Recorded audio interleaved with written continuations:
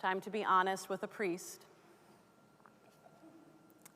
Have you ever awakened to the rising sun with the impulse to solar eclipse your face with the nearest pillow?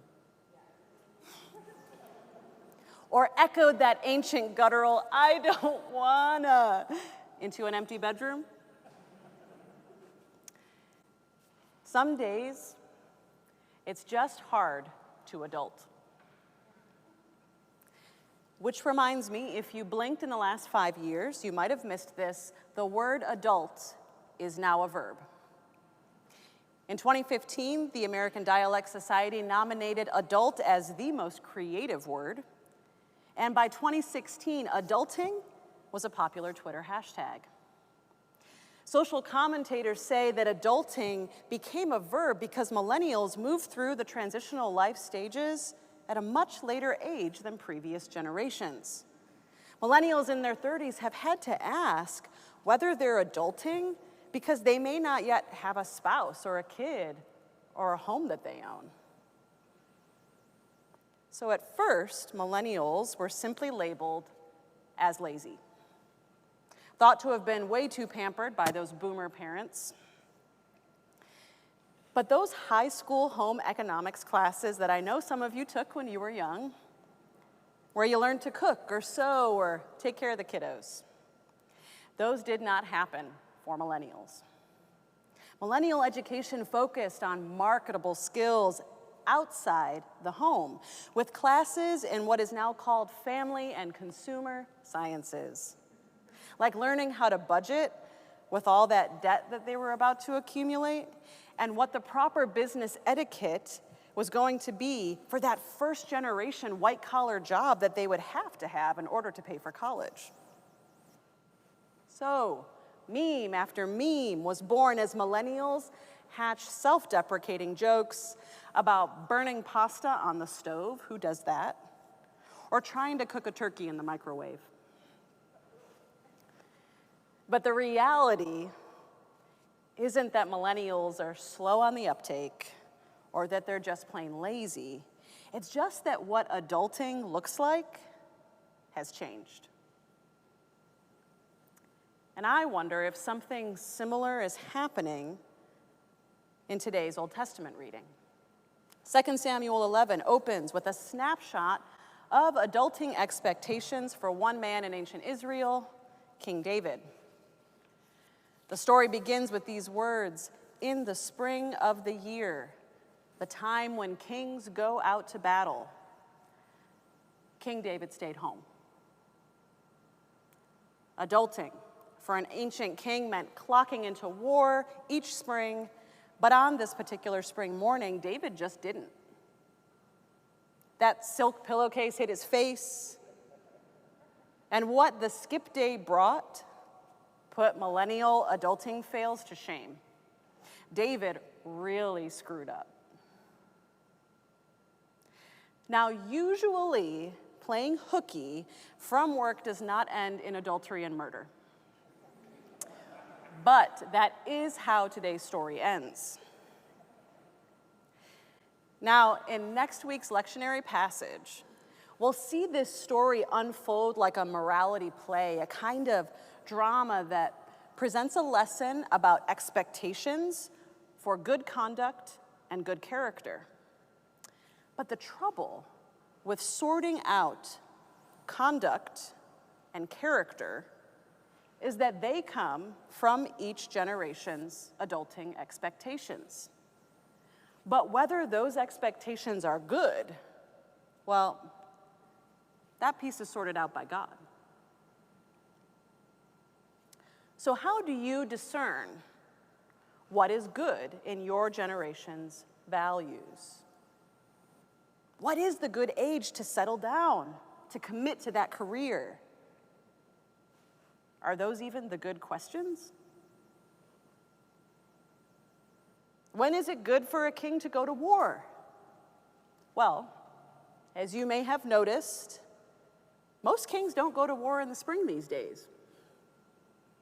And that has me wondering if David couldn't adult that morning for the same reasons that we sometimes can't adult.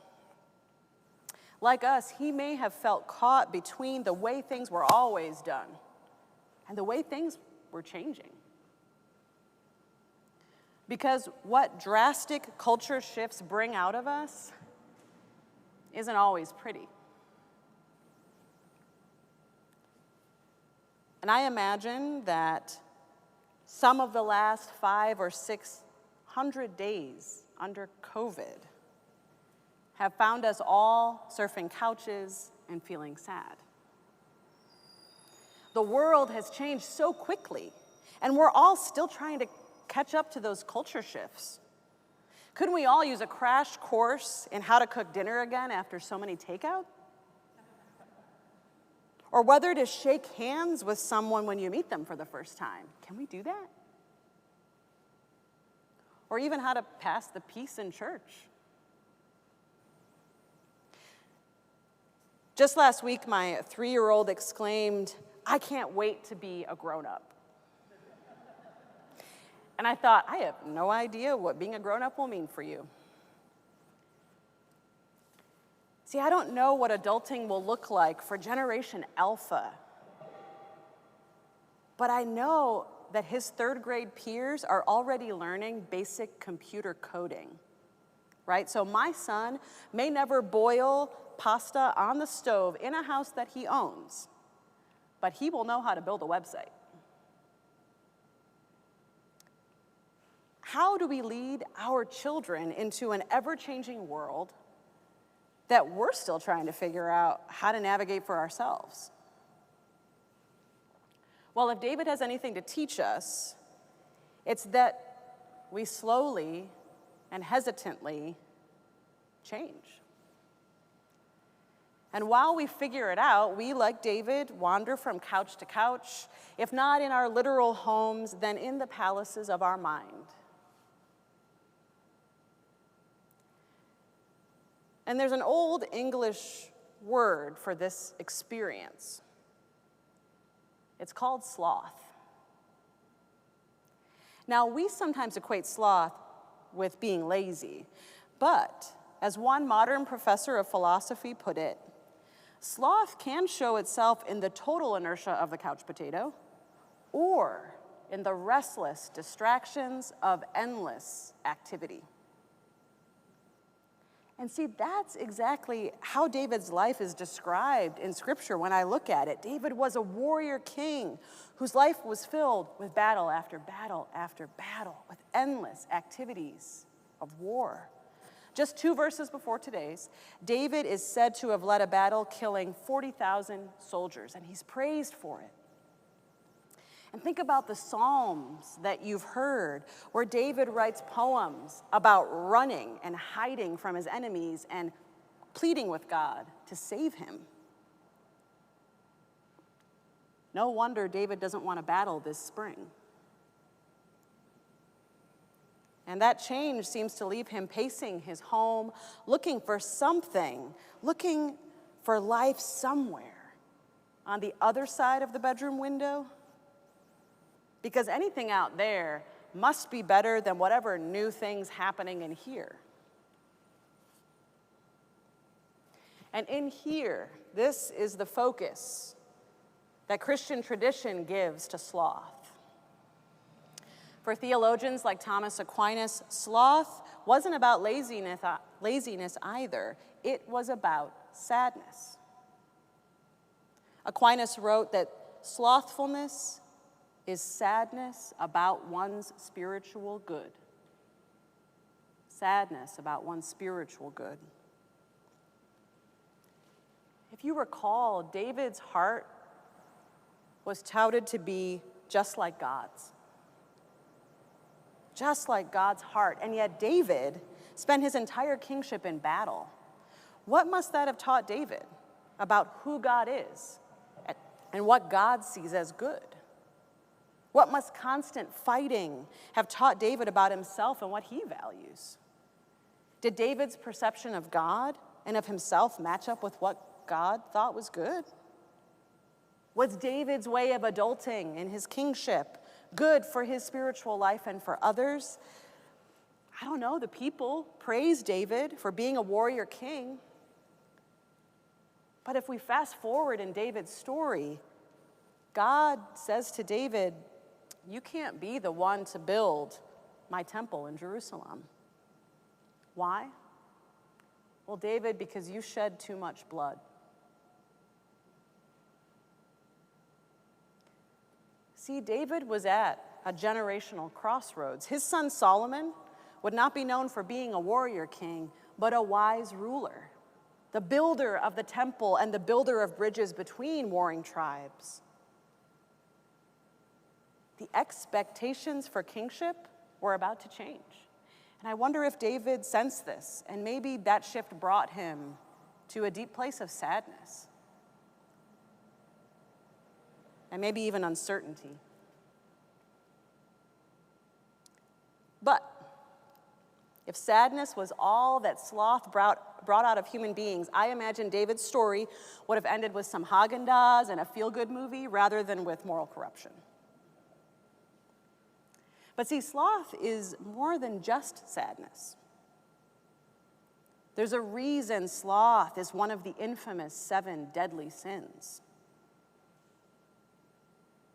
See, sadness about our spiritual lives prevents us from fully engaging in relationships of love and care. Sadness about our spiritual lives prevents us from fully engaging in relationships of love and care. One modern author describes sloth as resistance to the transformative demands of God's love.